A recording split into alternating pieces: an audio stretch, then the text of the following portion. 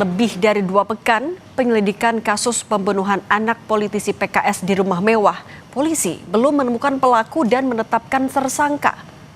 Polisi menyebut masih mencocokkan sejumlah bukti ilmiah dengan keterangan saksi untuk mencari pembunuh anak politisi PKS di rumah mewah. Polisi telah memeriksa 22 saksi yang berasal dari lingkungan terdekat korban, yakni keluarga, tetangga, karyawan, hingga orang tua dari teman korban.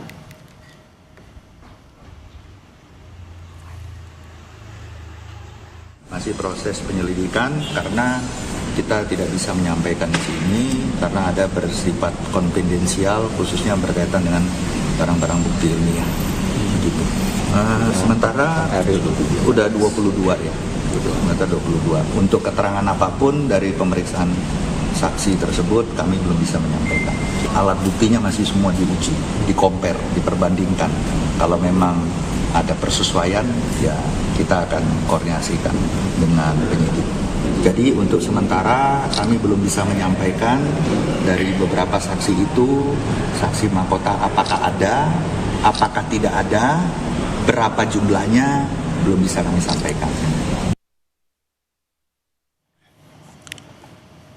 Sementara itu, Saudara, dalam pernyataannya pada 24 Desember 2025, Kasat Reskrim AKP Yoga Tama menyebut senjata tajam yang digunakan pelaku untuk membunuh korban belum ditemukan di TKP rumah mewah.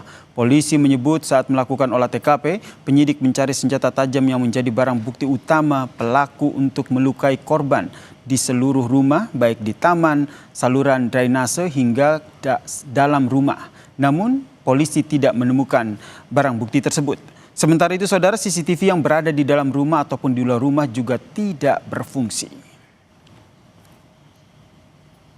Di area dalam TKP maupun luar TKP, termasuk di depan itu ada bagian lahan kosong, semak-semak maupun gorong-gorong pun sudah kita lakukan pengecekan, baik dari atas genteng sudah kita lakukan pengecekan juga. Sampai sekarang kita belum menemukan alat yang diduga menjadi alat yang digunakan pelaku untuk melakukan aksinya. Ya, belum ditemukan, Bang, ya? Belum ditemukan. Ya.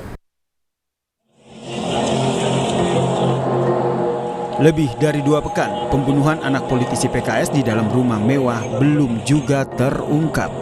Polisi masih memeriksa sejumlah saksi terdekat korban untuk memeriksa alibi dan mencari motif pembunuhan. Kriminolog Hanifah Hasna mengungkap kemungkinan anak politisi PKS bukan target utama pelaku, namun korban dibunuh karena ada unsur dendam kepada orang tua korban. Motif ekonomi artinya dalam hal ini tidak ada yang hilang, itu memang mengarah pada 2 kemungkinan besar.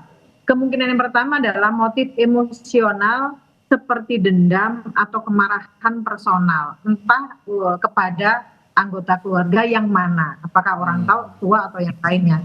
Yang kedua, tindakan kekerasan ini memang fokus pada korban, bukan pada harta. Artinya bahwa menyakiti seseorang dengan melukai tadi itu sebagai korban simbolik, gitu ya, untuk mengarah kepada korban yang sesungguhnya. Sementara itu, mantan Kabar Reskrim Polri, Ito Sumardi, menilai untuk menemukan pelaku dan juga motif pembunuhan, penyidik perlu melakukan profiling dengan memeriksa jejak digital orang tua korban yang merupakan politisi PKS.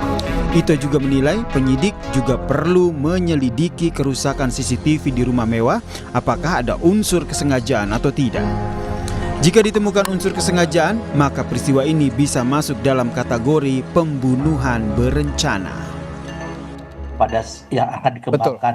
Motif ini tentunya harus dilakukan juga dengan memprofiling ya, mungkin orang tua melalui jejak digital kan bisa lihat apakah selama ini ada orang yang memang ketersinggungan atau ada hal-hal yang lain. Saya yakin dari teman-teman penyidik Polda Banten melakukan penelusuran dari jejak digital, sengaja dirusak atau memang rusak secara mekanik ya, atau secara alami. Karena kalau ini nanti ada sesuatu keterkaitan, tentunya ini juga akan, kalau memang pelakunya ternyata ditemukan, maka ini bisa dilakukan pemberatan dengan kasus 340 pembunuhan berencana.